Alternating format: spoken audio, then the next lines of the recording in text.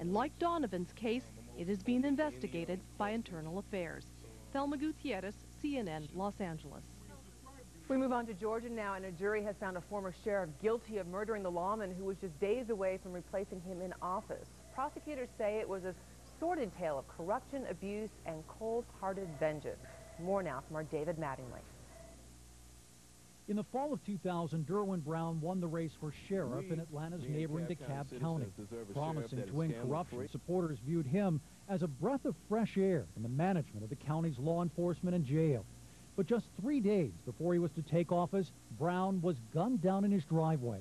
An assassination, some said, ordered by the man he defeated, the outgoing sheriff, Sidney Dorsey. And Wednesday afternoon, a Georgia jury agreed, finding Dorsey guilty of murder. We, the jury, find the defendant as to count 1 guilty. The verdict was the end of a long and emotional journey for the Brown family. I'm glad that it's over. I'm glad that the jury, in its wisdom, saw what really happened. And now I can go face Derwin with a smile. 2 alleged co-conspirators had previously been acquitted, and concerns carried into the case against Dorsey that there might not have been enough evidence for a conviction. The prosecutor's case relied heavily on the shaky credibility of a former sheriff's deputy who testified against Dorsey in exchange for immunity. This was a tragic verdict for an innocent man, but that in no way belittles the loss of our Derwin Brown. Dorsey was also found guilty on 11 charges of corruption, 2 Georgia racketeering counts, 1 count of violating his oath of office, and 8 counts of theft for using county personnel for his personal use. The first suspect was this defendant, Sidney Dorsey.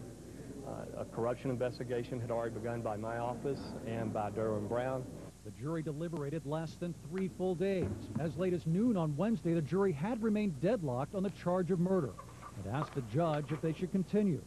2.5 hours later, a verdict was reached, and the nearly too-long search for justice in the murder of a reform-minded sheriff was over. David Mattingly, CNN.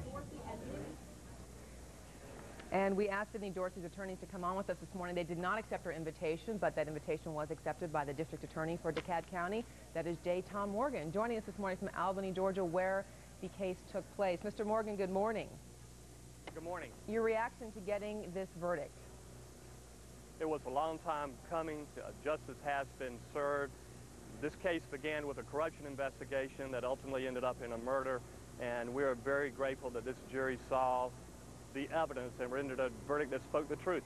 People who have followed this case in Georgia and the Southeast saw 2 trials. They saw one that took place here in DeKalb County, your home county, and that was not successful in prosecution, in Melvin Walker and David Ramsey. But this time around, with Sheriff Dorsey, you were able to get the conviction. What was the difference this time, and did you go back and rework your game plan for this trial?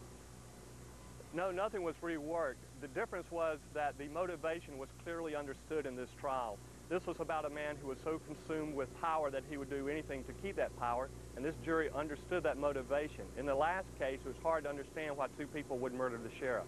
And another big difference was one took place here in DeKalb County in the Atlanta area. The other moved, change of venue, to basically small-town Georgia. How did that affect this case? Well, they were going to have a tough time finding a jury in DeKalb County that did not know too much about this case. And so we came down here to Albany, which is my hometown where we grew up, and I knew that the jurors here would have a real sense of what was right and wrong, and they did so. The jurors down here were amazing. They all wanted to come to jury service. They felt it was a privilege to serve on the jury, and every day they conscientiously listened to the evidence. And because you know this town so well, I think people across America who are watching will be really interested to hear in how you built this case. You built the corruption side first, and you led that step of logic up to murder, up to the charge of murder, getting people to think, well, if he could do this, this, and this, then perhaps he is a killer. Share with us some of those other charges, some of the outrageous things that this man was found guilty of doing. He used sheriff's deputies, for example, to drive his children to and from college while they were on duty. He used sheriff's deputies to work in his private security firm while they were on the clock for DeKalb County. He used sheriff's deputies to fix his personal cars. Over and over and over again, he used the resources of our sheriff's department for his own personal use and private gain. I think the jurors understood that, and they understood that once he was capable of doing this and he was going to lose those perks that he was stealing from the county, he was capable of murder. Well, and most importantly, he was found guilty of not just murdering a man, but a man who the voters in your county had chosen to serve as sheriff. Why have you chosen not to go for the death penalty in this case?